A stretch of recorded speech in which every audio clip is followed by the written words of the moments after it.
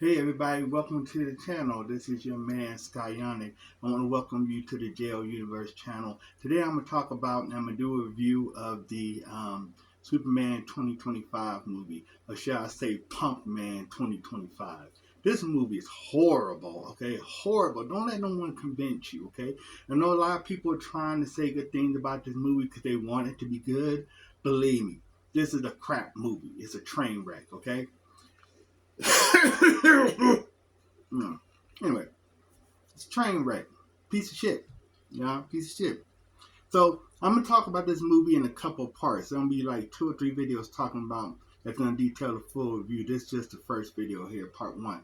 So the main thing is that, and the main plot of this movie is that, um, you know, um, Lex Luthor wants to get a part of a country. He wants it to be given to him. So he starts a war between this country and another country. And this country, if you look at it, he doesn't make it very hidden that this country that Lex Luthor is supporting is pretty much like Israel, okay? A super powerful country attacking a much weaker country, and that would be Palestine, okay? They don't say Israel or Palestine. They don't say that. They give them some other name. But when you look at how the leaders act, how the leader of the stronger side acts, and just the conflict, you can tell that, yeah, that gun pretty much that's what that is, right? And so to do this, he gives them arms and the deal is that they're gonna go into take over this other weaker country, and then give Lex half of their land, so he could be his own king or whatever, rule his own land, whatever. And he's scared that Superman's going to stop him, so his plan is to get the government to turn against Superman, to see him as someone who intervenes when they're not supposed to, so he can get permission to, hold Superman or maybe even kill him. Now, I don't know how many Superman movies you've seen, but in just about every Superman movie I've seen other than this one, Lex Luthor never waited for permission to try to kill Superman.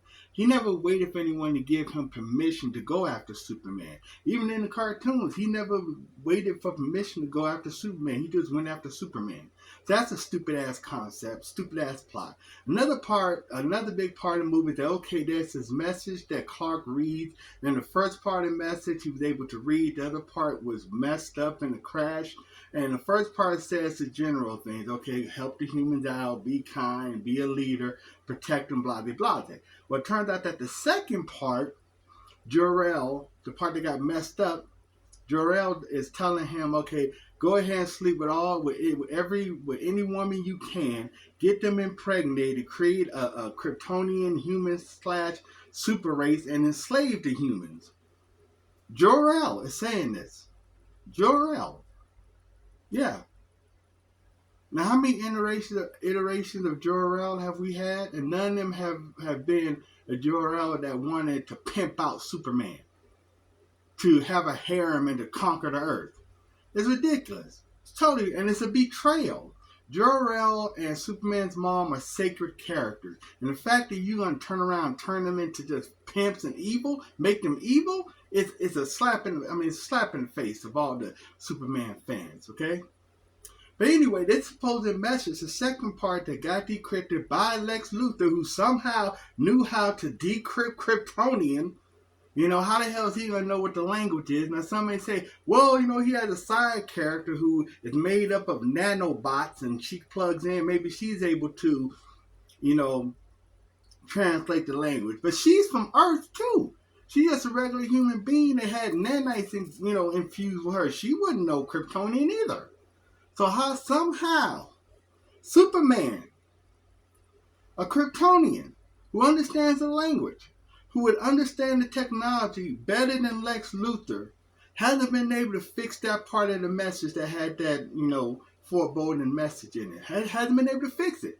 He even said, I tried to fix it. When it crashed land, I tried to fix it. I just couldn't fix it. But Lex Luthor, her Earthling, not a Kryptonian, a man who would be seeing Superman's computer and technology, computer and everything for the first time, one of his henchmen was able to decrypt it and fix it. But Superman couldn't. Even though it's in his language and it's his computer and he has these high-tech robots Okay, he's able to build high-tech robots with damn near emotions, but he can't fix a fragmented message? But Lex Luthor can?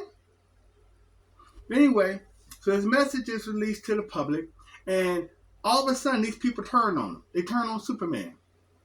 Which is dumb if you think about it, because does it matter what this message said? It says that Superman has been saving the planet for the last 3 years. So for the last 3 years, Superman has been saving people, protecting people, right?